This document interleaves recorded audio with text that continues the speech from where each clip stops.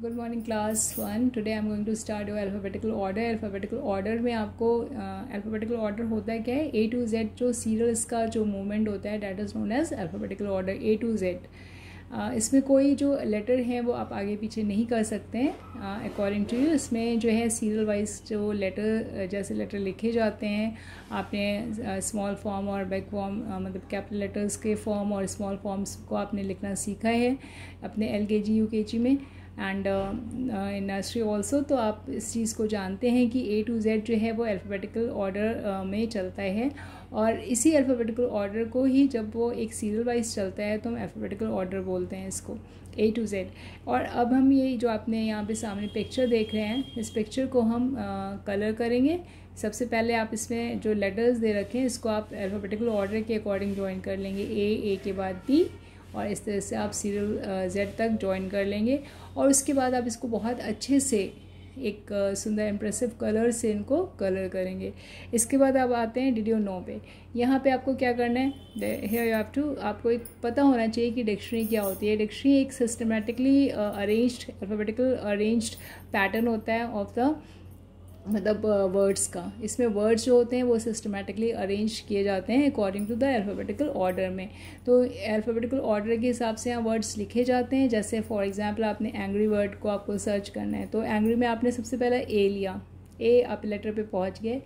ए के बाद आपने ए के बाद आपने एन देखा, एन पे आपने ए एन दोनों लेटर्स को देखा। तो ए एन पे आपको नहीं मिलेगा, देन आपको थर्ड लेटर पे आना पड़ेगा, जी पे आप आए।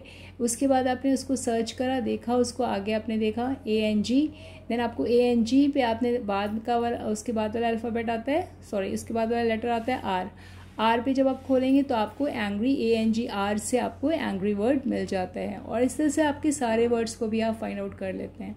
नाउ हम लोग अपने इस पेज नंबर 9 पे मूव होते हैं। इस पेज नंबर 9 को आप देखिए, यहाँ पे आपको करना क्या है, यहाँ पे आपको कुछ वर्ड्स दे रखे हैं, उनके जो लेटर्स हैं उनको आपको अल्फ़ाबेटिकली अरेंज करना है। जैसे PNCIL पेंसिल होता है, तो पेंसिल में सबसे पहला जो लेटर आता है वो C आता है, then E, then I, then L, then N, then P। इसी तरह से आपको सारे ही जो वर्ड्स हैं उनके जो उनके लेटर्स हैं उनको अल्फ़ाबेटिकली अरेंज कर देना है।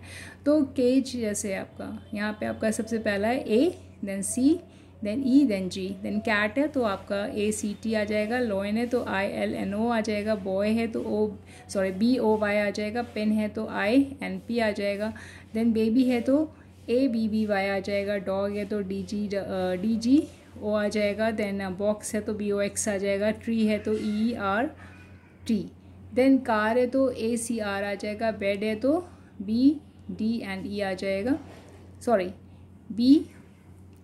BDE आ जाएगा, देन ऑरेंज है तो AEGNOR आ जाएगा, देन चेयर है तो ACHIR आ जाएगा, एंड प्लेट है तो AELPT आ जाएगा, सन है तो NSU आ जाएगा, कॉक है तो CCKO आ जाएगा, कप है तो CPU आ जाएगा, गर्ल है तो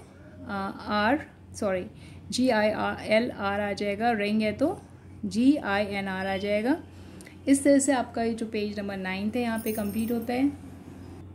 now we will come at page number 10। इसमें आपको क्या करना है, इसमें आपको यहाँ पे फ्रूट्स के नेम दे रखे हैं जिसको आपको अल्फ़ाबेटिकली अरेंज कर देना है। उसी तरह से जैसे A फॉर एप्पल होता है तो आपने A सबसे पहले लिख रखा है, A for apple, then B for banana, B आपने बनाना लिख रखा है, देन आपने इसके अल्फ़ाबेट जितने आपके यहाँ फ्रूट्स नेम दे रखे हैं उसके अकॉर्डिंग जो है वो ग्रेप्स ही यहाँ पे आएगा। तो यहाँ पे जो थर्ड वर्ड आएगा वो आपका ग्रेप्स आएगा बिकॉज वो G से स्टार्ट हो रहा है, और इसके बाद आता है मैंगो बिकॉज वो it starts from M, mango, then orange. तो ये आपका सिस्टमेटिकली अरेंज हो गया अकॉर्डिंग टू अल्फ़ाबेटिकली ऑर्डर से।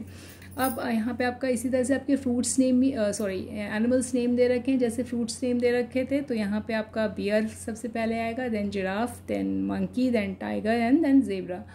इसके बाद आपको क्या करना है कि कुछ यहाँ पे नेम्स दे रखे हैं, आपको इसी नेमों को क्या करना है, अल्फ़ाबेटिकली अरेंज कर देना है। जैसे आपने अभी ऊपर करा था वैसे आपने बीच में भी करा, और अब आपको लास्ट में भी ऐसे ही करना है।